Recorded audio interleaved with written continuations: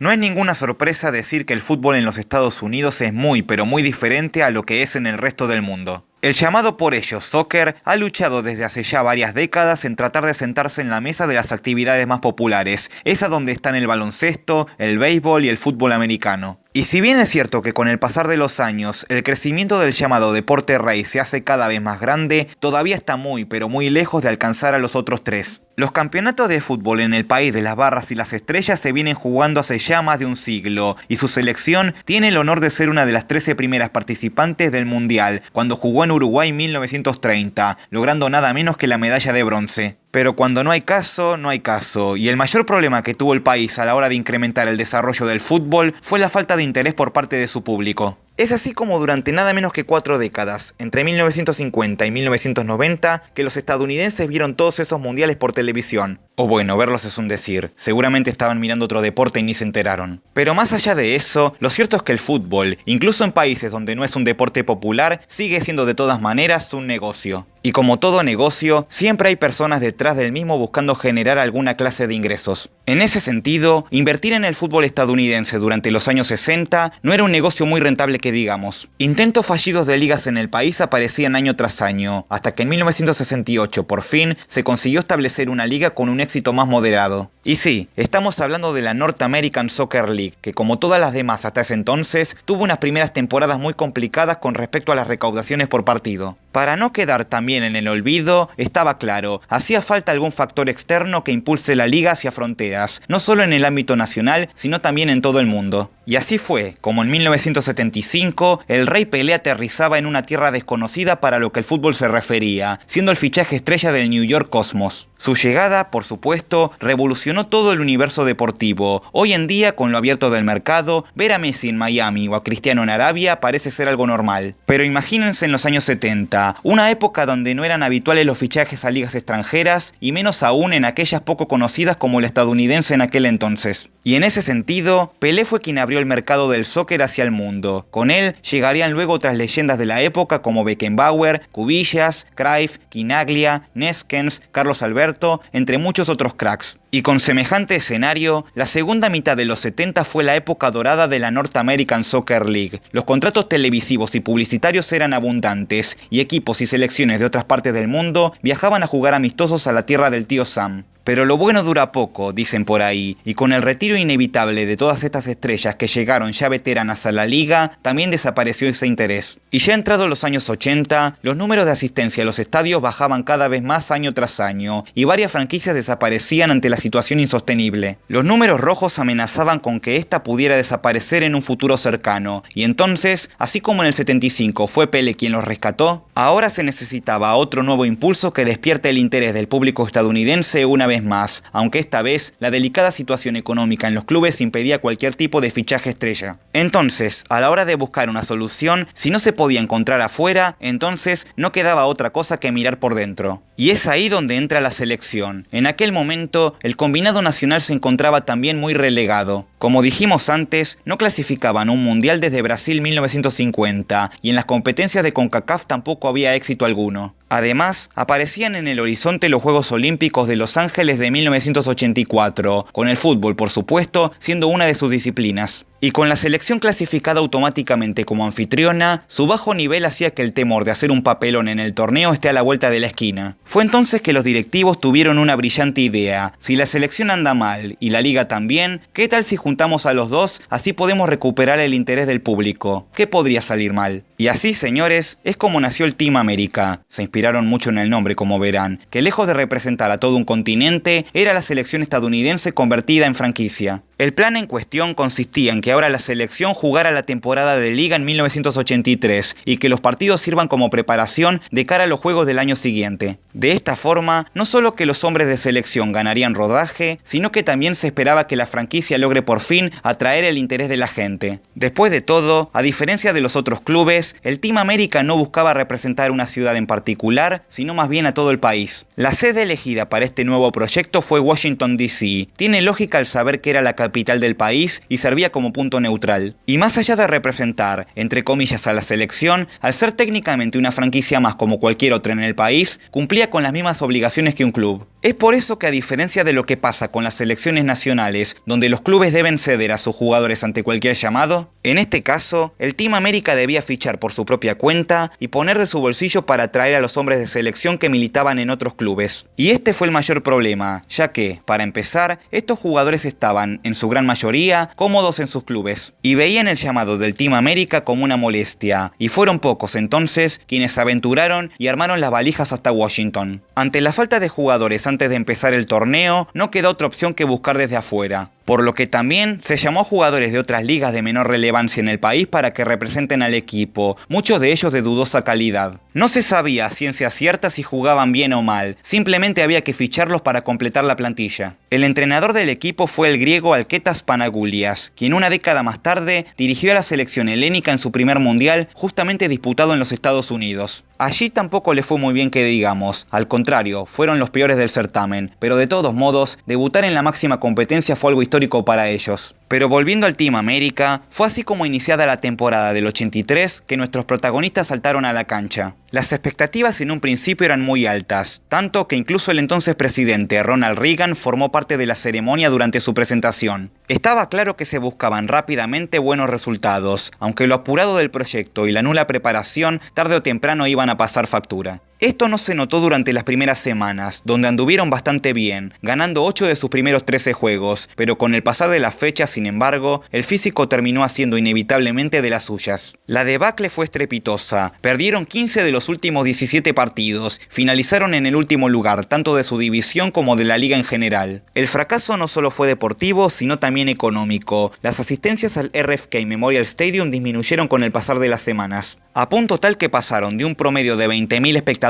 a comienzo del año a apenas 13.000 sobre el final del mismo, en un estadio con capacidad para 55.000, triste es decir poco. El proyecto, por supuesto, no era de ninguna manera sostenible, y una vez terminada la temporada, el Team América se disolvió de manera definitiva. Todos sus jugadores debieron ahora negociar con otros clubes, y tras ese pobre rendimiento en el campo, la selección quedaba con más dudas que certezas de cara a los Juegos Olímpicos, donde a decir verdad, no le fue tan mal como en un principio se esperaban. En fase de grupos le ganaron a Costa Rica, perdieron con Italia y empataron con Egipto. Este último lo superaría por tener un gol más a favor, quedando así eliminado a las primeras de cambio, aunque lejos de hacer un papelón. En cuanto a la liga, el fracaso del Team América fue el último intento desesperado en querer salvar un torneo que ya estaba muy lejos de sus mejores años y que se acercaba a su fin. De haber tenido éxito, se esperaba inclusive que para comienzo de la temporada del 84 se creara también un Team Canadá, que compitiera también en la Soccer League. Y es que al igual que en Estados Unidos, el fútbol en el país de la hoja de maple también contaba con esos mismos problemas por aquel entonces. En cuanto a la liga, desapareció definitivamente en marzo de 1985, un triste final para el que fue hasta ese entonces el mejor intento por instalar el soccer en Norteamérica. El resto de la historia ya es conocida. Luego de años sin contar con una liga de primer nivel y con el Mundial 94 despertando de nuevo el interés por el público estadounidense, 2 años más tarde se dio comienzo a la novedosa Major League Soccer, que por supuesto continúa hasta día de hoy, y más allá de sus altibajos durante sus primeras temporadas, logró seguir de pie, y ahora ya en el 2023 podemos decir casi por seguridad que la MLS se encuentra ya bien asentada en el país y en el panorama mundial. El éxito de la liga hizo que el fútbol en el país de las barras y las estrellas logre ganarse, al fin, un lugar entre el público, y eso es algo para destacar. Eso sí, para disfrutar del éxito, primero hay que saber experimentar el fracaso, y con historias como las que vimos hoy, vaya que los amigos estadounidenses pueden darse por satisfechos. Pero en fin amigos, ¿qué les pareció esta historia? ¿La conocían? Si el video les resultó interesante, por favor denle like, suscríbanse al canal, activen la campanita y síganme en Instagram para estar al tanto de las novedades del canal. Ahora sí, yo me despido, les saludo Futboqueando y hasta la próxima.